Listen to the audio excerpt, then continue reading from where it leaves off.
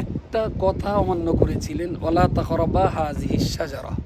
যদি আদম নবীর দ্বারাতে আল্লাহ এই ঘটনাটা না ঘটাতেন হয়তো পৃথিবীর মানুষ আমরা কানতেই জানতাম না। আমাদের জিয়ারের বাস চলে আসছে,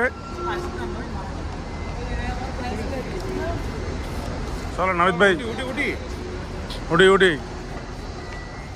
আমরা একটু জাবালে রহমত এবং হাসরের ময়দান, আদম আলাইহিস সালাম এবং হাওয়া আলাইহিস সালাম এখানে যে মিলিত হয়েছিলেন এবং ওনাদের সুন্নাহগুলা যেগুলো আমরা হজের সময় আমরা ফলো করি, আমরা শুনতে পাই যে এখানে হাসরের ময়দান এখানেই হবে বা আরাফাতের ময়দানে দোয়া কবুলের স্থান।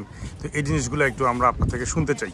আল্লাহ পাক যখন আদম এবং হাওয়া আলাইহিস সালাম এই দুইজনকে যখন জান্নাত থেকে পৃথিবীতে নামিয়ে দিয়েছিলেন, তো দুইজনের ভাষাই ছিল তখন একটাই, রাব্বানা যালামনা আনফুসানা ওয়া ইল্লাম তাগফির লানা ওয়া তারহামনা লানাকুনান্না মিনাল খাসিরিন। জান্নাত থেকে পৃথিবীতে আসার পর আল্লাহ এটা শিখিয়ে দিয়েছিলেন তাকে যে আমি আমার নফসের প্রতি জুলুম করেছি, আল্লাহ আমাকে ক্ষমা করুন, আপনি যদি ক্ষমা না করেন তাহলে আমরা ক্ষতিগ্রস্ত হয়ে যাব। এইভাবে প্রায় 400 বছর ধরে আমাদের আদি পিতা এবং আদি মাতা আদম এবং হাওয়া আলাইহিস সালাম এই দুইজন কান্নাকাটি করার পর তারপরে এই জায়গাটাতে এসেই তাদের দুইজনের সাক্ষাৎ ঘটেছে। এখন তার সাল তারিখ তো সুনির্দিষ্ট করে বলা সম্ভব নয়, তবে পৃথিবীতে তখন দুটোই মাত্র মানুষ, একজন আদম আর একজন হাওয়া।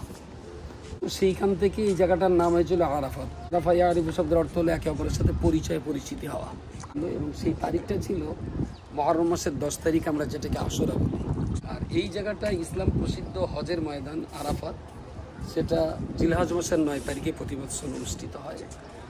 এবং এই আরাফাতে 9 জিলহজ দ্বীপ্রহরের পর থেকে আর বেলা অস্ত যাওয়া পর্যন্ত এক মুহূর্তের জন্য এই জায়গায় অবস্থান করাটা হলো হজের যে কটা ফরজ তার ভিতরে অন্যতম একটা ফরজ।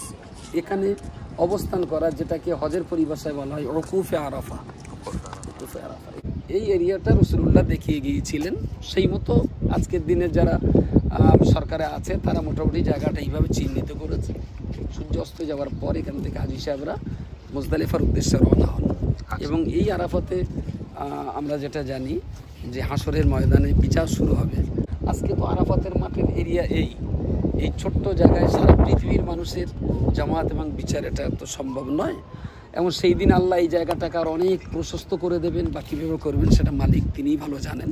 তবে এটা প্রসিদ্ধ আছে যেখান থেকে বিচার কার্য তিনি শুরু করবেন।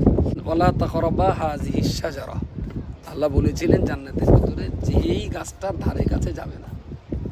তো আদম নবী সেই গাছটার ধারে কাছে গিয়েছিলেন, তার ফল খেয়েছিলেন। তো একটা কথা অমান্য করার জন্যে আমাদের পিতা আদম নবীকে যদি 400 বছর ধরে কানতে হয়, আমার মনে হয়েছে এটা আল্লাহ পাকের একেবারেই নিজস্ব ইচ্ছা যে বান্দা অপরাধ করবে এবং অপরাধের পরে মালিকের কাছে তাকে যে নতজানু হয়ে স্বীকার করতে হবে আমি অপরাধী। যদি আদম নবীর দ্বারাতে আল্লাহ এই ঘটনাটা না ঘটাতেন হয়তো পৃথিবীর মানুষ আমরা কানতেই জানতাম না। রাসূলুল্লাহর 62 বছর বয়সে এই ময়দানে দাঁড়িয়ে তিনি হজের খুতবা দিয়েছিলেন, যেটাকে আমরা বলি হজ্জাতুল বিদা বা বিদায়ী হজ। রাসূলুল্লাহ জীবনে একবারই হজ করেছিলেন, উনি দুবার হজ করবার সুযোগ পাননি। হজ জাহিলিয়াত যুগে ছিল, হজের অনুষ্ঠান হতো, কিন্তু সেই হজ ইসলামে আল্লাহ পাকের নির্দেশিত হজ ছিল না। হজের আয়াত ওয়ালিল্লাহি আলান নাসি হিজ্জুল বাইতি মান ইসতাতা ইলাইহি সাবিলা, এই আয়াত যখন নাজিল হয় তখন রাসূলুল্লাহর বয়স ছিল 62 বছর। লেখাপড়ার করার আয়াত নাজিল হয়েছে, রাসূলুল্লাহর বয়স তখন 41 বছর।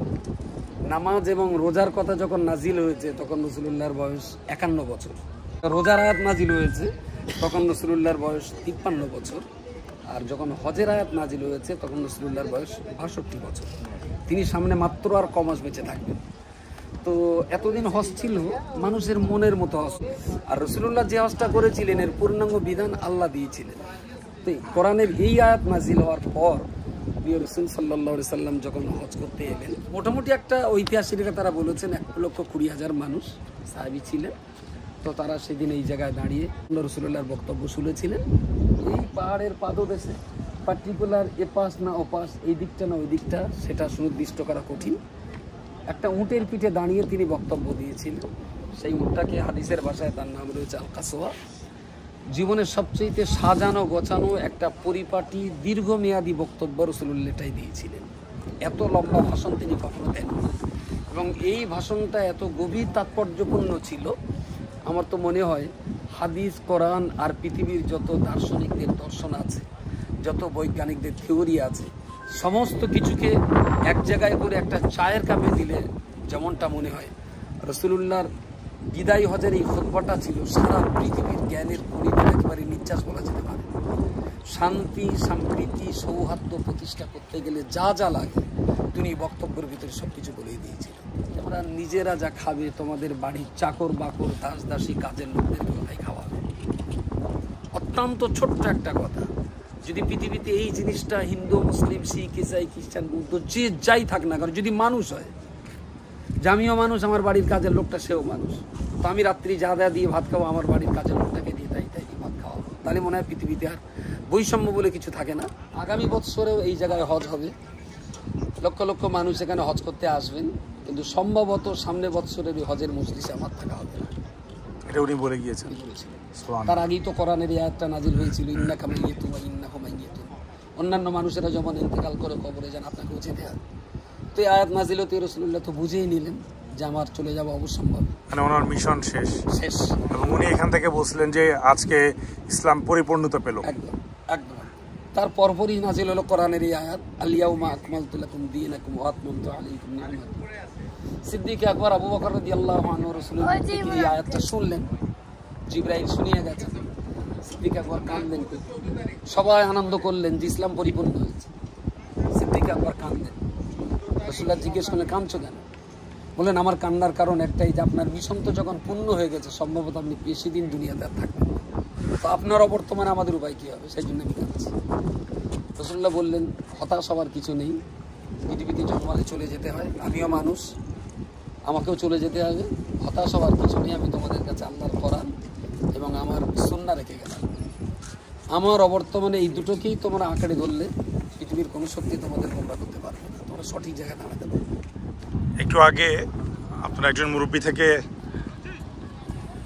জাবালে রহমত সম্পর্কে শুনলেন, যেখানে আদম এবং হাওয়া আলাইহিস সালাম মিলিত হয়েছিলেন, যেখানে ওনারা ক্ষমা পেয়েছিলেন। এটা দোয়া কবুলের জায়গা, মাগফিরাতের জায়গা। এখানেই কিয়ামত অনুষ্ঠিত হবে, হাসর অনুষ্ঠিত হবে। আমাদের নবীজি সাল্লাল্লাহু আলাইহি সাল্লাম এই পাহাড় থেকেই বিদায় হজের ভাষণ দিয়েছিল। এবং এই যে লক্ষ লক্ষ হাজি প্রতি বছর কিন্তু এই আরাফাতের ময়দানে আসে এবং বারবারই বলা হয় যে আরাফাই হজ, আরাফাই হজ, আরাফাই হজ। আরাফায় সুনির্দিষ্ট সময় কিছুক্ষণের জন্য যদি না আসেন তাহলে কিন্তু আমাদের হজ হবে না বা হজ পরিপূর্ণ হবে না। এখান দিয়ে একদম উপরের চূড়ায় উঠে যাওয়া যায় এবং সূর্য ডোবার সাথে সাথে এখান থেকে আবার সবাই মুজদালিফাতে চলে যান। আরাফার ময়দান থেকে বিদায় নিচ্ছি, যে জায়গাটাতে ইসলাম পূর্ণতা পেয়েছে। নবীজি সাল্লাল্লাহু আলাইহি সাল্লাম বলেছেন যে আজকে আমি ইসলামকে পরিপূর্ণ ঘোষণা করলাম। তার আগে উনি যারা এখানে ছিলেন ওনার সঙ্গে সাহাবা সাহেবেনরা, তাদের সবাইকে উদ্দেশ্য করে জিজ্ঞেস করেছিলেন যে আমি কি আমার দায়িত্ব পালন করতে পেরেছি? সবাই বলছেন হ্যাঁ ইয়া রাসূলুল্লাহ, আপনি আপনার দায়িত্ব পালন করতে পেরেছেন। এরপর উনি আকাশের দিকে তাকিয়ে বলছেন ইয়া আল্লাহ তুমি সাক্ষী থাকো। তখনই অনেকেই বুঝে ফেলেছিলেন যে উনি দুনিয়াতে যে মিশনটা নিয়ে আসছিলেন সেই মিশনটা শেষ, ওনার হয়তো আর বেশি দিন উনি আমাদের মাঝে থাকবেন না, মানে সাহাবা সাহেবদের মাঝে থাকবেন না। তারা কান্নায় ভেঙে পড়ে। হযরত আদম আলাইহিস সালাম এবং বিবি হাওয়া আলাইহিস সালাম মিলিত হয়েছিলেন। কয়েকশো বছর কান্নাকাটি করার পরে ওনারা এই জায়গাতে পেয়েছেন। আমাদের নবী সাল্লাল্লাহু আলাইহি সাল্লাম ঠিক এখানেই এসে ইসলামকে পরিপূর্ণ ঘোষণা দিয়েছেন এবং উনি আমাদের মধ্যে শেষ ভাষণে বলে গেছেন যে যারা কুরআন এবং হাদিস বা সুন্নাহ আঁকড়ে ধরে রাখবে তারা পথভ্রষ্ট হবে না কিয়ামত পর্যন্ত। আল্লাহ পাক আমাদের হেদায়েত করুক, আমাদেরকে সঠিক পথের দিশারি দান করুক। ইহদিনাস সিরাতাল মুস্তাকিম। আসরের পরে রোদ অনেক পড়ে গেছে, বিকেল টাইম, তাই প্রচুর হাজি সাহেবরা এখানে আসছেন।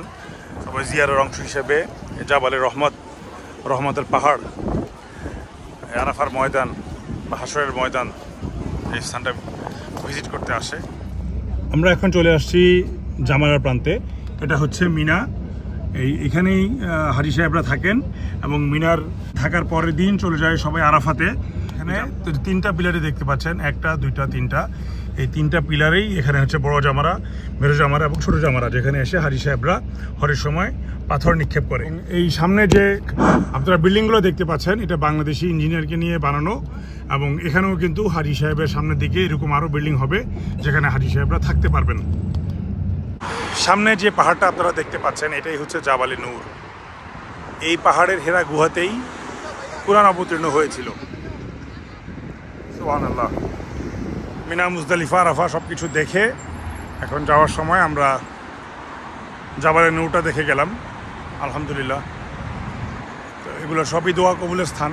আমরা বেশি বেশি করে মাগফিরাতের জন্য দোয়া করব, আমাদের হেদায়েতের জন্য দোয়া করব। যেসব মুসলিম নির্যাতিত আছে তাদের সবার জন্য আমরা দোয়া করবো ইনশাআল্লাহ। আমাদের নবীজি সাল্লাল্লাহু আলাইহি সাল্লাম এই পাহাড়ে এসেই ধ্যান করতেন হেরা গুহায় বসে, এবং এখানে কুরআন অবতীর্ণ হয়। সুবহানাল্লাহ। কতটা কষ্ট ইসলামের জন্য ওনারা ত্যাগ স্বীকার করছে। বইগুলো একটু আমাদেরকে খুলে দেখান, দেখি নিলাম। মক্কার ঐতিহাসিক স্থান এবং মদিয়ার ঐতিহাসিক স্থানগুলো সম্পর্কে এখানে কিছু ছবি টবি দেওয়া আছে, আর অল্প কিছু বর্ণনা করা আছে। Partial 10 Real.